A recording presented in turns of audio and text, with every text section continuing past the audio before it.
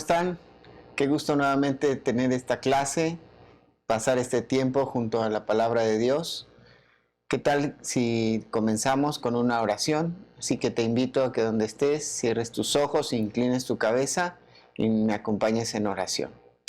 Padre Celestial, te damos muchas gracias por la oportunidad que nos das de tener este tiempo con tu palabra, de meditar en ella. Y gracias, Señor, porque tú en tu soberanía decidiste entregar autoridad, potestad sobre la demás creación al hombre y también, Señor, no solamente sobre la creación, sino también sobre las huestes espirituales de maldad.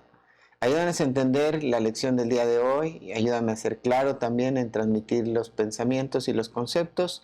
Te lo pedimos en el nombre precioso de Cristo Jesús. Amén. Vamos a estar hablando el día de hoy acerca de la autoridad del creyente. Ya hemos hablado en diferentes ocasiones que pues es importante que tengamos en mente que ya en Cristo somos más que vencedores, que es importante conocer cuál es nuestra posición en Cristo y de acuerdo a nuestra posición, nuestra perspectiva de la vida y nuestra perspectiva sobre nuestros enemigos cambiará. La semana pasada hablamos que era importante no dejar nada en nuestra vida, o como dijimos a través de la ilustración, ningún clavo en la pared para que el diablo pueda colgar ahí alguna de sus trampas o alguna de sus situaciones que puedan hacernos caer y entonces tenernos en una vida de derrota constante.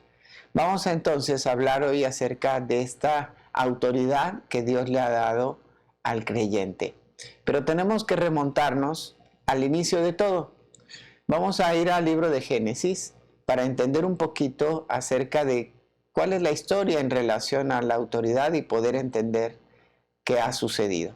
Miren, en Génesis en el capítulo 1, a partir del versículo 26 en adelante, vamos a ver que Dios, en consenso en la Trinidad, toma la decisión de hacer al hombre a su imagen y semejanza, o más bien comunica lo que ellos ya habían planeado.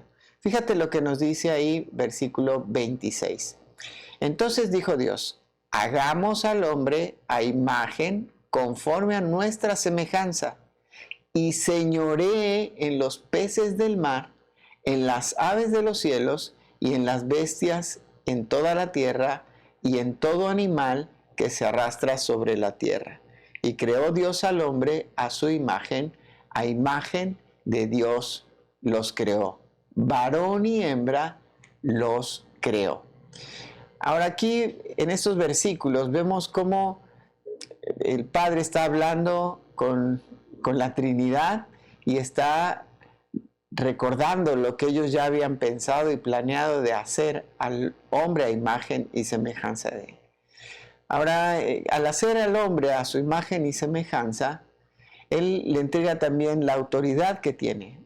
Ahora, más adelante vamos a ver aquí en Génesis, sobre todo en el capítulo 2, cómo de alguna manera la autoridad y la participación del hombre en el huerto del Edén estaba bien delimitada en relación a administrar el huerto, a poner el nombre a los animales, y podía sustentarse y comer de ese huerto.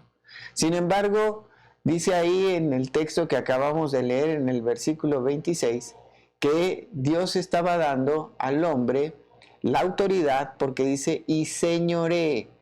Ahora, esta palabra señorear o señoree es una palabra hebrea que significa regir sobre, dominar, dirigir, conducir, controlar, someter, o sea, administrar o gobernar una entidad, personas o un gobierno con considerable autoridad o contundencia. Vemos entonces en este pasaje que Dios dio autoridad al hombre por creación. Al hacer al hombre a su imagen y semejanza, dio la misma autoridad de Dios sobre la demás creación.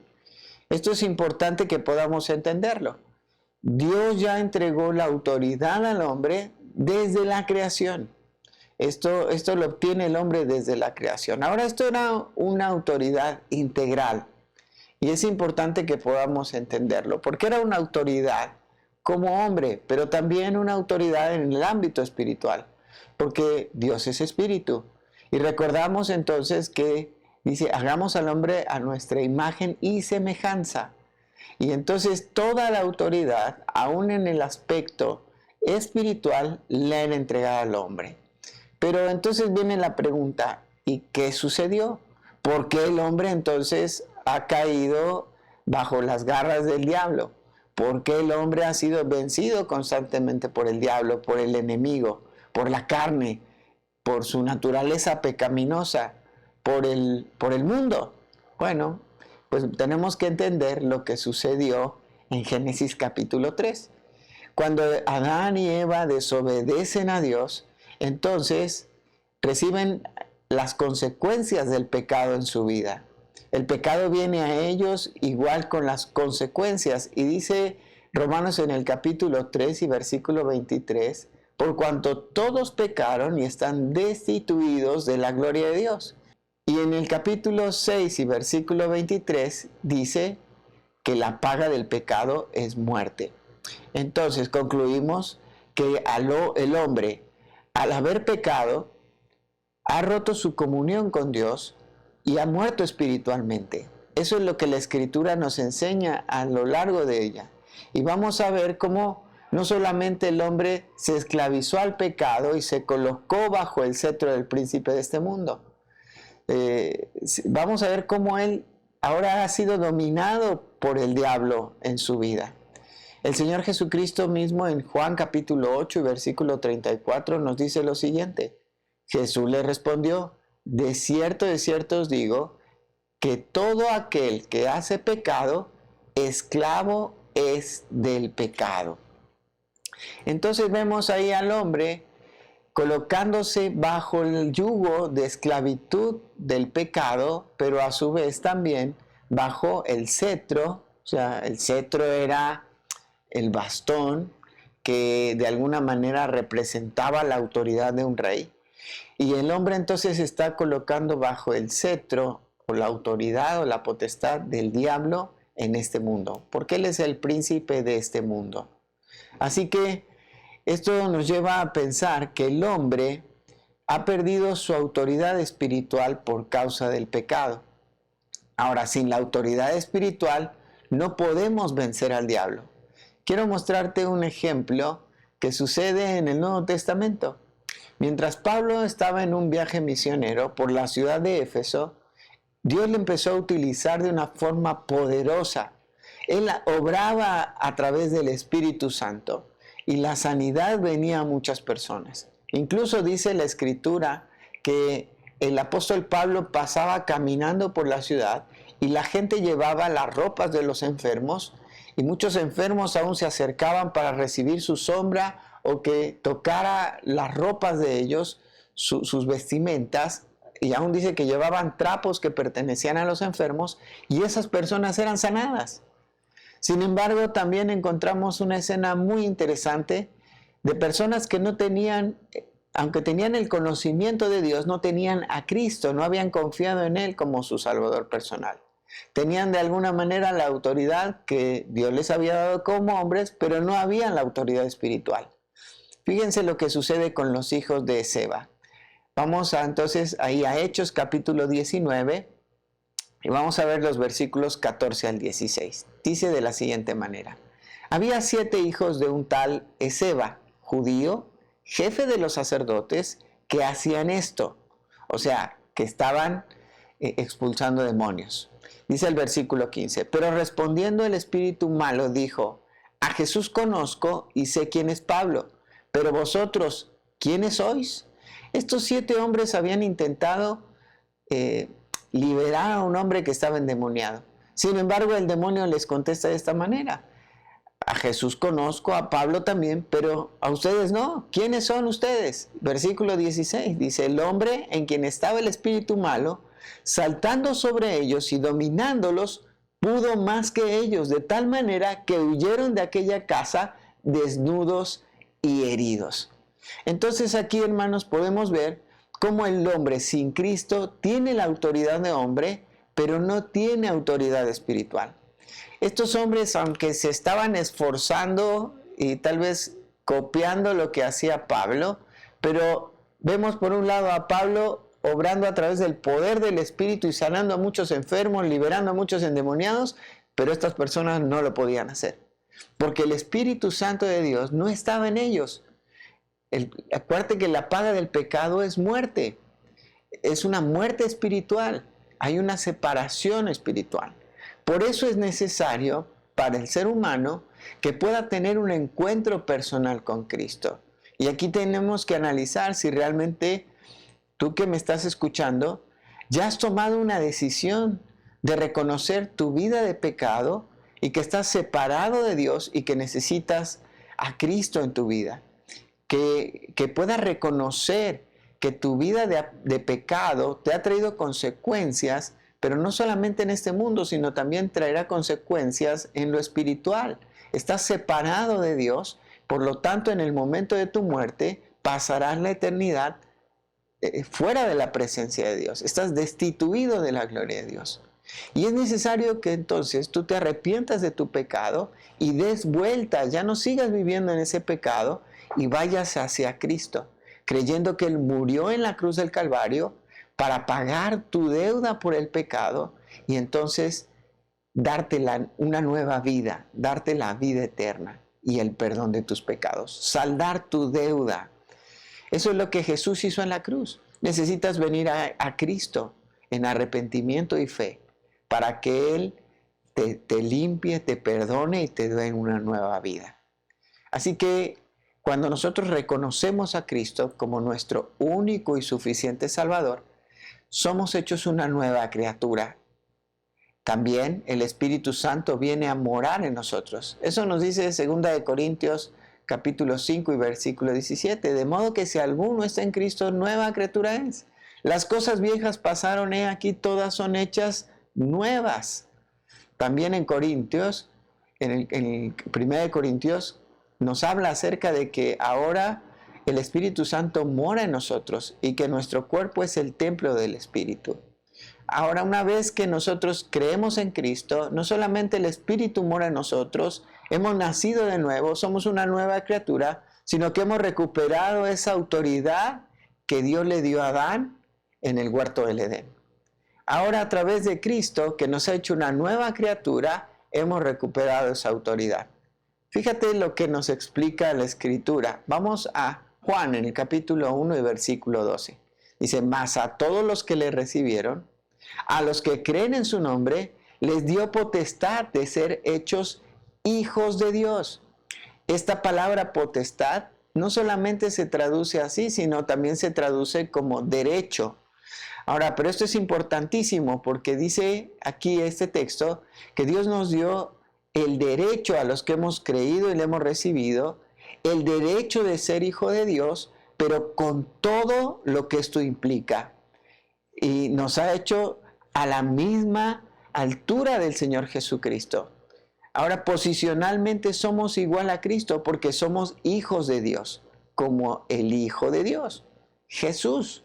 Entonces, no solamente tenemos la misma condición de hijos, sino que también tenemos la misma autoridad que el Hijo tiene. Y esto es importantísimo que podamos entenderlo. Tenemos la misma autoridad de Cristo porque ahora tenemos el derecho de ser hijos de Dios. Y tenemos de la misma forma la autoridad o la potestad para realizar lo que el Hijo realizó. Ahora, como Adán en el huerto tenía instrucciones y tareas limitadas, así también nosotros no somos creadores como lo es Jesús, pero sí somos administradores. Y en esa administración nosotros debemos de enfocarnos día a día. Ahora, también en el Nuevo Testamento encontramos una verdad importante en relación a la potestad que nos ha sido dada. Y lo encontramos en Marcos capítulo 11, versículo 33. El Señor Jesús, hablando con sus discípulos, les dijo lo siguiente: porque de cierto os digo que cualquiera que dijere a este monte, quítate y échate en el mar, y no dudar en su corazón, sino creyere que será hecho lo que dice, lo que diga le será hecho. Ahora, aquí está hablando acerca de un contexto de una higuera que se seca y está el Señor dándole una enseñanza a sus discípulos. Y les está hablando de la importancia no solamente de tener fe, sino de que tener una fe que sea productiva. Ahora, aquí es interesante porque literalmente, tal vez el Señor no está hablando de que nosotros le digamos a una montaña que se quite y se vaya a otro lugar. Pero sí es importante entender el contexto y saber que en la Escritura, cuando se habla acerca de un monte, está hablando del lugar de autoridad de alguien. ¿Recuerdan cuando a veces en los Salmos habla acerca de Dios que está en su monte santo? Está hablando de un lugar de autoridad. Cuando habla acerca de la Escritura, acerca ahí de la gran ramera, de la Babilonia, está hablando acerca de que está rodeado por 7 montes, que tiene que ver con una autoridad. Así que esto, lo que el Señor Jesucristo le está diciendo aquí a sus discípulos, es que es importante que ellos entiendan que si su fe es una fe activa y una fe firme, tendrán la autoridad sobre cualquier otro ser, incluso las huestes espirituales de maldad. Así que es importante que podamos tener en cuenta esto. Pero para poder desarrollar esa autoridad, tenemos que ser conscientes que existen algunas condiciones para desarrollar esa autoridad al 100% con plenitud. En primer lugar, tenemos que entender que nosotros debemos de vivir para Cristo. Fíjate lo que nos dice Romanos en el capítulo 6 y versículo 11. Así también vosotros, considerados muertos al pecado, pero vivos para Dios en Cristo Jesús, Señor nuestro. Nuestra vida ahora tiene que ser dedicada y entregada a Jesucristo, a vivir para Jesús. Si antes nosotros vivíamos para el pecado, ahora tenemos que vivir para Jesús. Tenemos que dedicar nuestra vida a Él. Y todo lo que hagáis, ya sea de palabra o de hecho, hacedlo para la gloria de Dios. Ya sea que comáis o bebáis o hacéis otra cosa, hacedlo para la gloria de Dios. Todo lo que hagamos, lo tenemos que vivir para Cristo. Ya no para el pecado, ya no para satisfacer nuestra propia carne, sino ahora para Cristo. La segunda condición para desarrollar una potestad que ya ha sido entregada a nosotros, ahora por haber experimentado una nueva creación en Cristo, una autoridad o una potestad espiritual, es que nosotros podamos permanecer en Cristo. Quiero mencionar algo antes de entrar en este punto. La semana pasada hablamos de no poner clavitos o no dejar clavitos en la pared, ¿no? Pero encontré esta frase que me gustó mucho y quería compartirla contigo. Hablando de vivir para Cristo. Dice, donde hay carne que no ha sido crucificada, Satanás tiene material con que trabajar. Por eso es importante que ya no vivamos para el pecado, sino vivamos para Cristo. Para que entonces el diablo no encuentre carne en nuestra vida sin crucificar y entonces él no tome ventaja y no tenga material para trabajar en nuestros corazones.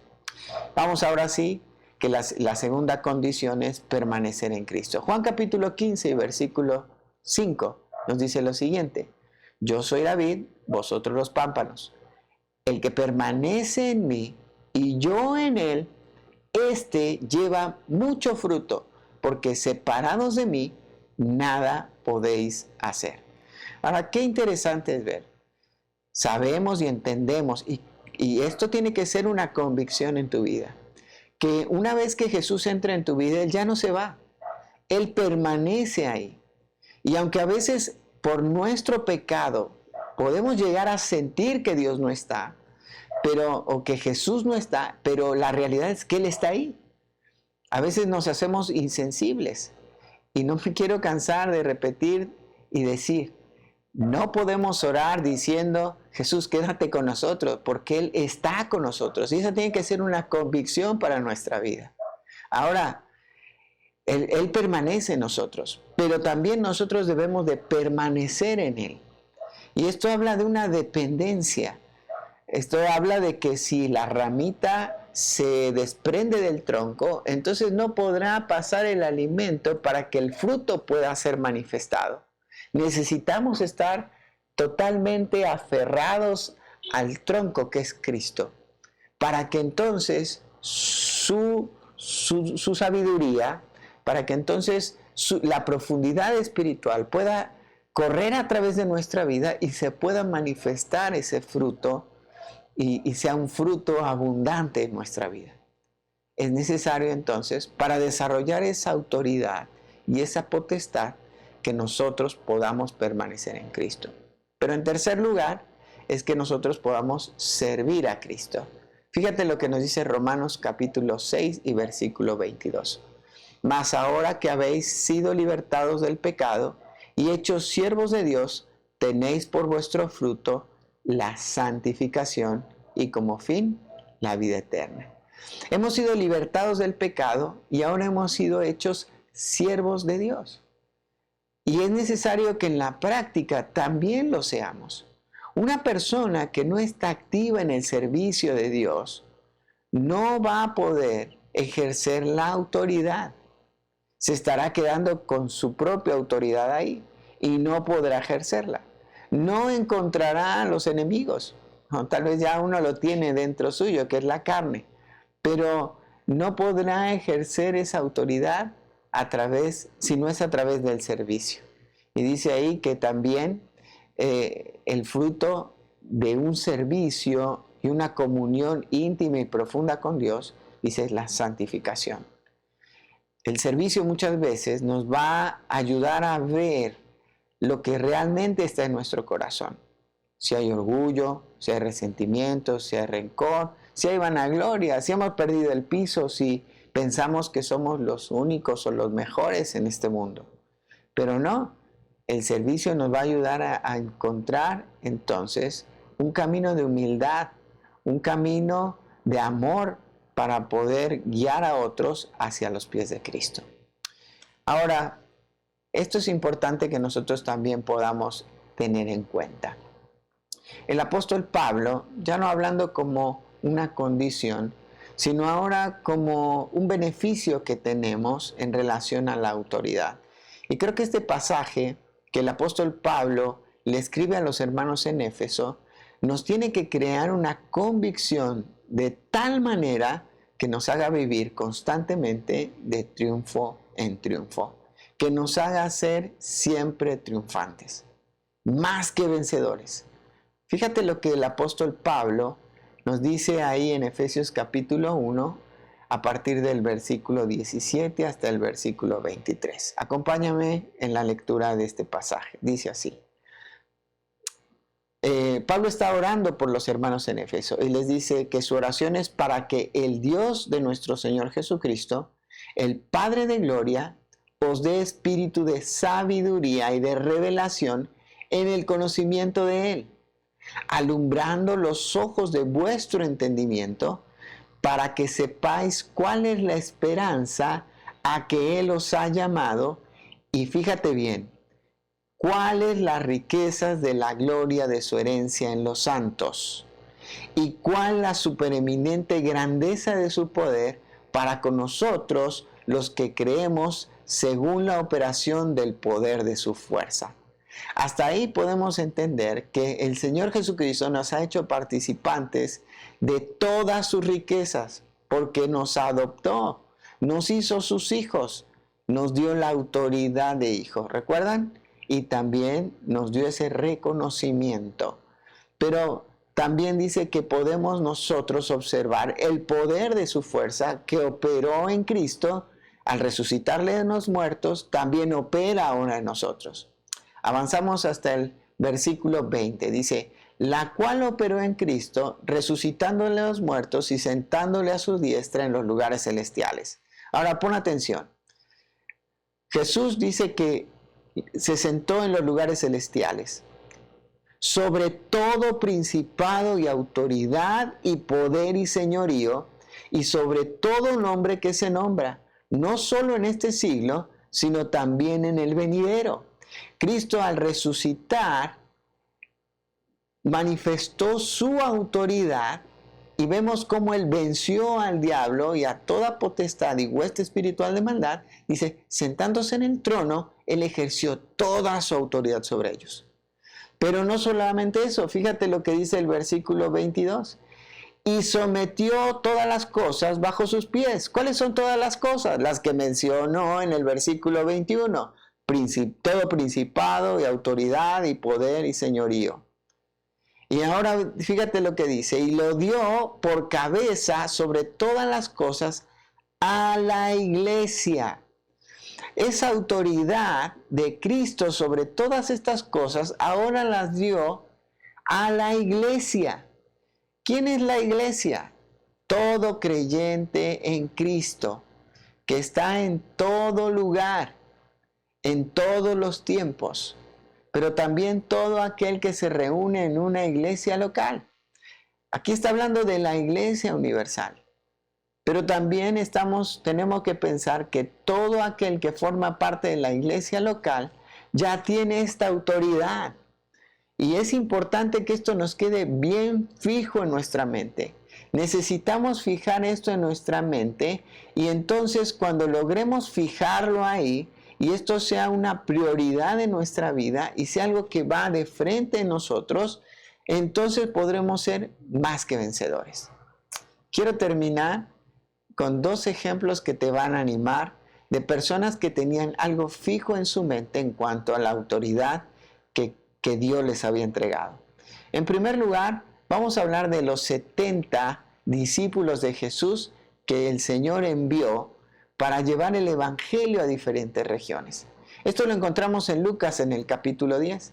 Y fíjate lo que dice a partir del versículo 17 hasta el 20. Dice, volvieron los 70 con gozo, diciendo, Señor, aún los demonios se nos sujetan en tu nombre. Y les dijo, yo veía a Satanás caer del cielo como un rayo. Esto nos está hablando de la manifestación de la autoridad y el poder de estos hombres, reprendiendo a esos demonios y tal vez liberando a muchas personas que estaban poseídas por estos demonios. Y dice ahí, el Señor les comenta, afirmando lo que ellos estaban compartiéndole. Yo veía a Satanás caer como un rayo del cielo. Qué interesante es que ellos estaban ejerciendo esa autoridad, porque le habían creído a Jesús, y era una convicción para ellos la autoridad que el Señor les había dado. Versículo 19 dice, he aquí os doy potestad de hollar serpientes y escorpiones y sobre toda fuerza del enemigo, y nada os dañará. Pero no regocijéis de que los espíritus se os sujetan, sino regocijaos de que vuestros nombres están escritos en los cielos. Ahora aquí tenemos que entender que al igual que esos discípulos, el Señor les entregó autoridad sobre estos espíritus. Dios también nos dio esa misma autoridad sobre los espíritus, sobre el diablo. Por eso es que nosotros, al tener esa autoridad, debemos de ejercerla. Ponernos de frente al diablo, resistirle, y dice ahí, y él huirá de vosotros. Este es el contexto correcto en el cual podemos entender que el diablo, cuando es resistido y es confrontado frente a frente, entonces él huye de nosotros por la convicción que tenemos. Pero hubo un personaje también en el Antiguo Testamento que tenía la convicción de que el Señor le había entregado la autoridad y la potestad sobre su enemigo. Y ese era el rey David. Cuando simplemente era un pastorcillo, fue a llevarle el alimento a sus hermanos que estaban peleando contra los filisteos. Y llegando ahí se da cuenta que había un hombre grande, de más de 3 metros de altura, que insultaba diariamente al pueblo de Israel y los desafiaba a pelear con ellos. Pero ninguno se animaba a enfrentarlo. Y este joven, entendiendo la autoridad y la potestad que tenía de parte de Dios, se decidió a enfrentar a este gigante. Y fíjate lo que nos explica la escritura en 1 de Samuel, en el capítulo 17, versículo 45. Entonces dijo David al filisteo: tú vienes a mí con espada y lanza y jabalina, mas yo vengo a ti en el nombre de Jehová de los ejércitos, el Dios de los escuadrones de Israel, a quien tú has provocado. Fíjate que él venía ahí, dice: yo vengo a ti en el nombre de Jehová de los ejércitos. Él venía con la autoridad de Dios. Y fíjate lo que dice el versículo 46.